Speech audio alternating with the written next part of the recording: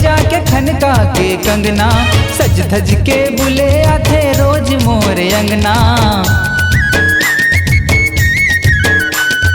रुन झुन पैरी बजा के खनका के कंगना, सज धज के बुले आथे रोज मोर अंगना।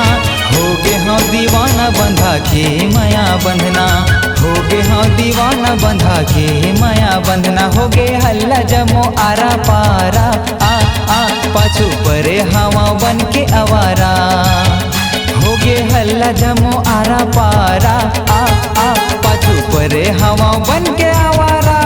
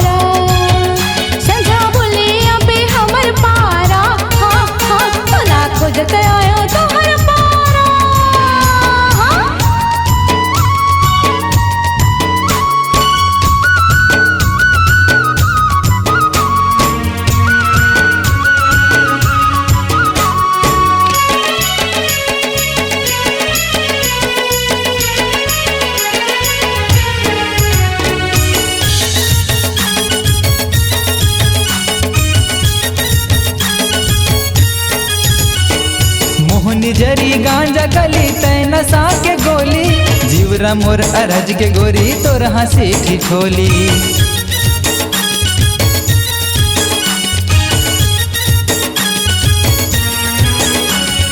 तोर नाव के बिंदिया सजाए हाथ मां, चलना है संग मोलाया अब तोर साथ मां, चलना है संग मोलाया अब तोर साथ मां।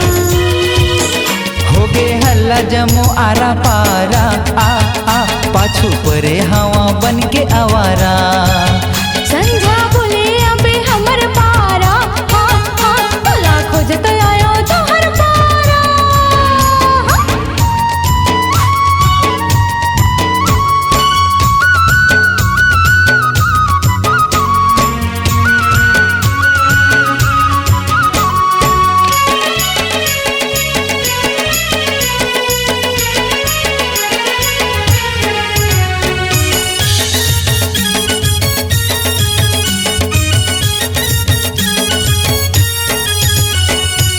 भे है सुवा पाखी हरियर के लुगरा, लगे झन नजर चेहरा झन रखबे उघरा।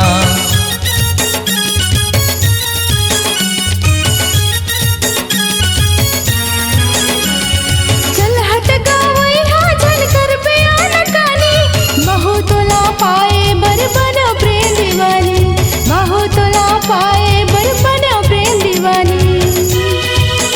होगे हल्ला जमो आरा पारा, आ पाछू परे हवा बन के आवारा। संझा बोले अबे हमर पारा, तोला खोजत आयो तोहर पारा। रुन झुन पैरी बजा के खनका के कंगना, सज धज के बुले आथे रोज मोर अंगना। नैना मिला के मोहे डार मोर मनला, तोर डारे जिंदगी माते माया रंगला।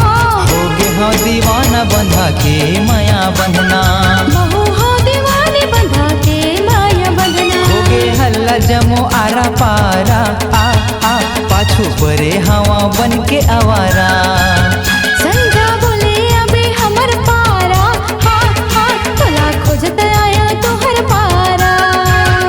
होगे हल्ला जमो आरा पारा, आ पाछू परे हवा बन के आवारा। संझा